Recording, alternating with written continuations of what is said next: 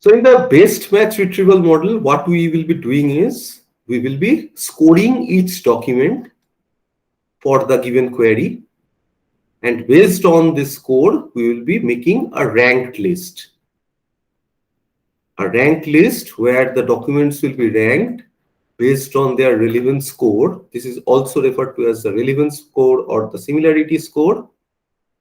The documents will be ordered. Okay.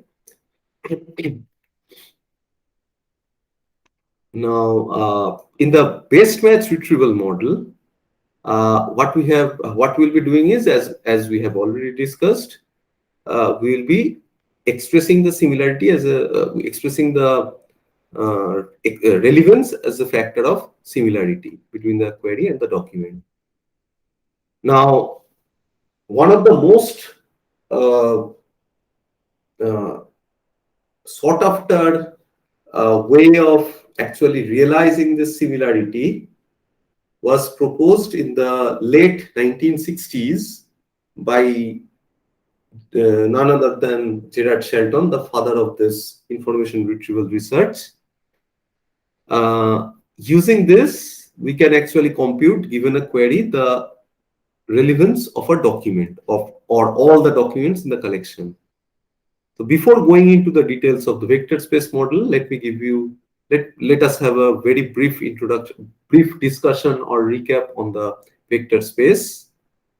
So a vector space is just a set of vectors closed under addition and multiplication in the same space.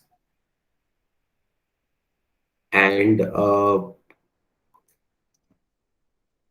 vector space can also be defined as a set of linearly independent basis vectors like this. In this example, it is a two-dimensional vector space. It is a three-dimensional vector space. And basically, these basis vectors corresponds to the dimension of the vector space. As I have said, this is two-dimensional and this is three-dimensional. Now, what is a vector in this vector space? So a vector is basically a point in a vector space with having two components. Number one, a length, and number two, a direction. Now, a vector in a vector space of m dimension can be introduced or can be denoted by m different real numbers, which will be basically specifying its position from the origin of that vector space. Now, we have already discussed, or we have already seen some form of vectors already, specifically the incidence vector. So in the binary representation of text, we have seen that a term incidence vector is basically a set of zeros and ones considering the or indicating the presence of a certain term in certain documents. Here, the dimension of the vector space is basically the number of unique terms in the vocabulary. This is for the case of this document incidence vector, right?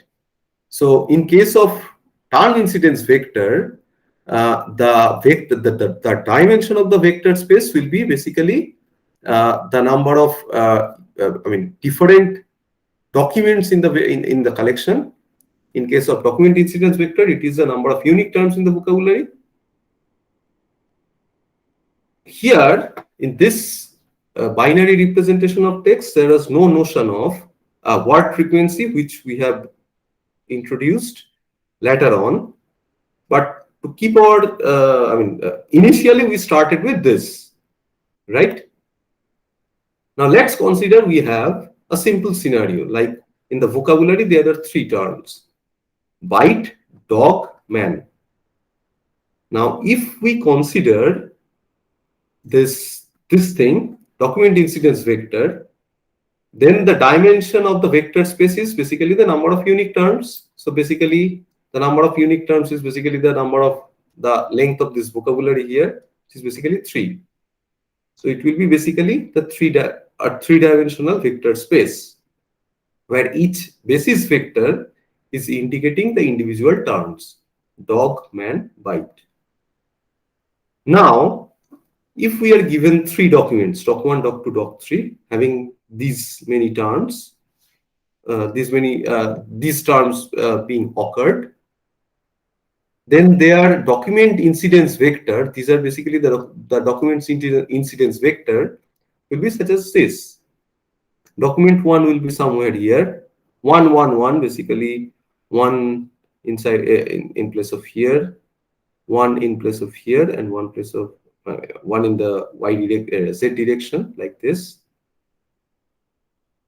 For dog 2, it will be dog bite, so dog 1 and bite 1, so basically it will be somewhere here.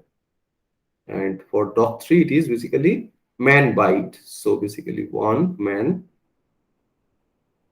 and then bite in this direction, so basically this.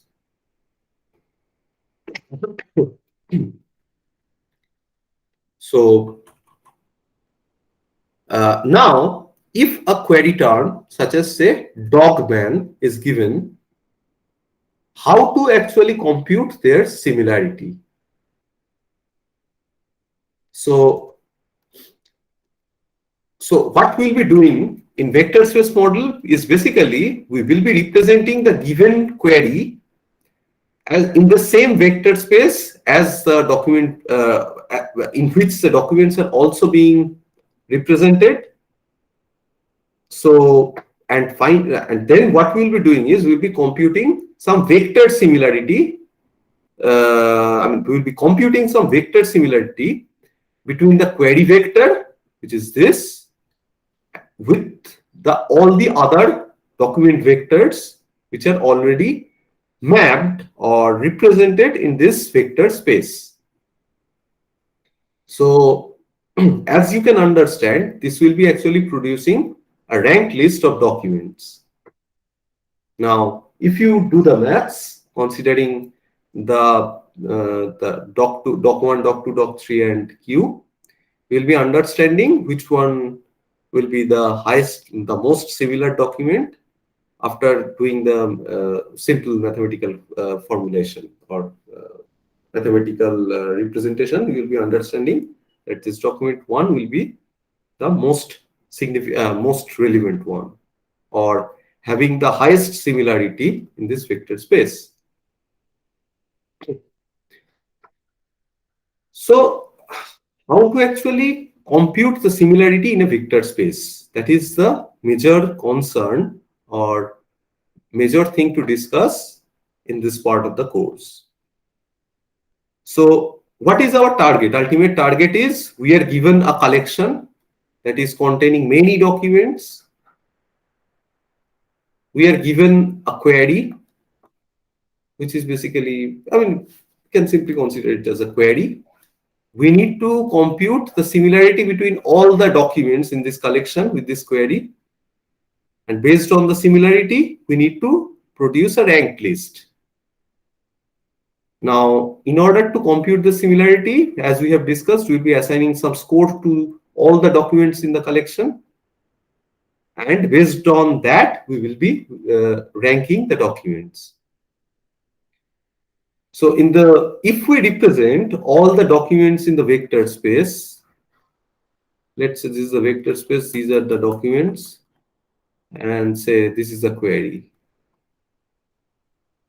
We can simply use some of the vector space similarity mechanism to actually as the score of the document. Now, there are multiple ways of computing the vector similarity in this vector space. The first and very easy one, or the very basic one, is using the inner product between the vectors. So the inner product or the dot product between two vectors, say x and y, having same dimension, dim, will be basically its component-wise multiplication and finally their sum. This can also be defined as the transpose of the first vector with the, multiplication of the transpose of the first vector with the second one. This will be also resulting into the inner product or dot product of the vector. Now, what this inner product actually indicates? So let's say this is a vector, say x, and this is a vector, say y. Now, this dot product signifies how much the vectors are aligned to each other. So, as an example, if we still consider the vectors, the Boolean representation of the documents, let's say that we have this vocabulary, this is the entire vocabulary or all the terms. Let's say this is the document 1, this is document 2. Then their inner product or dot product will be basically the summation of all those locations or the resultant products for which it is or the consecutive or the corresponding term is being present in both the documents, right? So what we'll be doing is multiply corresponding components, individual. These are the corresponding components. Here V will also be the dimension of the vector space. First we'll be making a component-wise multiplication. It will be basically one if and only if the term is present in both the documents, and then we'll be performing a summation. So the resultant integer or scalar value will be indicative of in how many documents basically it will be an indication of how many terms are common between these two documents, right? Now, if both the vectors are in the same direction, we will be actually observing the highest dot product. So for them, there will be almost no zero here. Zero in either cases. Or if there is a zero, both of them are zero. And if we observe that the dot product or inner product is zero, that indicates that that will be indicating that the vectors are actually orthogonal to each other. That is, there is no common words if we consider this word when vector space scenario for these documents. So here, as I have said, using this binary representation, the inner product or the dot product will be corresponding to the number of terms which are actually appearing in both the documents. Now, the next way of computing this similarity, this vector similarity, is using the Euclidean distance. So this is an obvious one. I hope you can guess. So this Euclidean similarity is actually signifies how near the vectors are in the vector space. So let's say if this is one vector and this is one vector, so what we'll be doing is we'll be basically computing this distance, right? So geometrically, let's say if A is a vector and B is a vector in a two-dimensional space, then basically, sorry, then basically this will be the Euclidean distance. The dot product is basically this, which is basically extended to this. If you do the maths, or if you can remember this from your earlier mathematical discussion on vectors, the dot product is also basically realizable, or computable using this formula. This is basically the length of the vectors, normalized length, and cos theta, where theta is basically the angle between the vectors.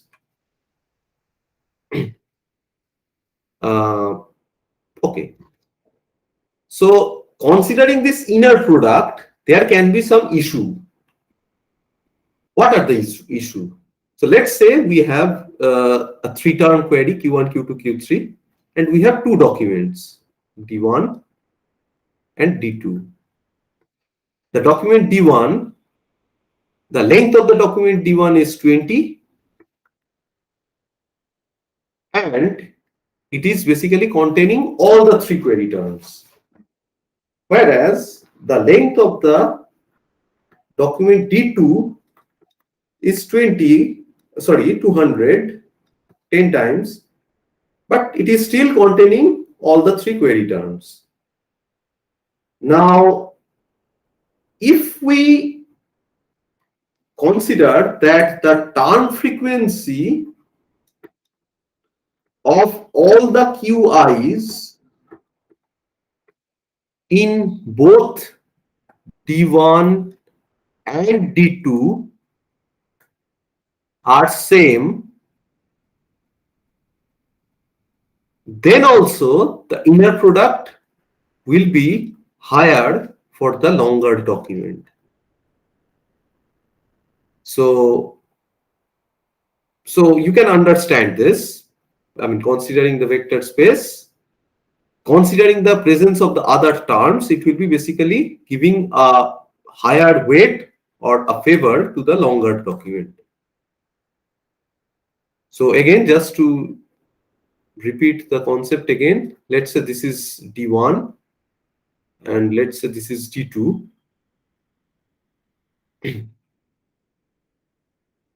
This is one query term, this is another query term, this is one query term, this is another query term, and this is say another query term.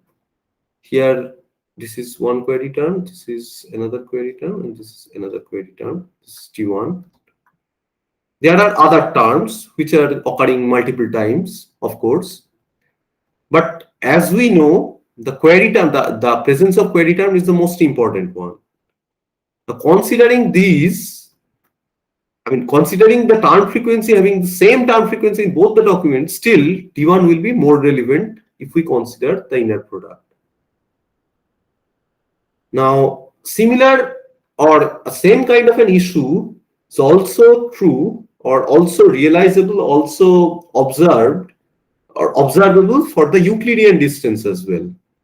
Let's say we have four documents, D1, D2, which is basically, so basically D1, D2, D3, D4, four documents are there. There is a small document D4 here, which is basically half of D2. More specifically, D2 is basically 2 times D4. That is, D4 containing the I mean, basically what we have done is, this was say D4.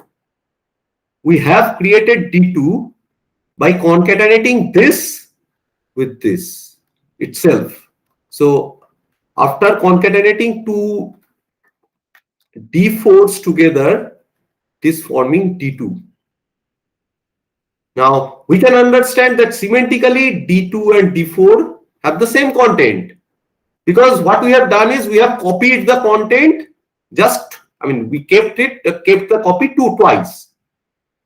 So the earlier it was this, now I have copied the entire thing with itself another time.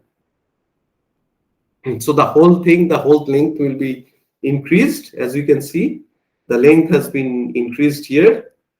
Now, content-wise, semantically, we can understand that D2 and D4 are same. But if we compute the Euclidean distance between the query vector and the document vectors, we will be observing a huge or a significantly large Euclidean distance with D2 as compared to D4.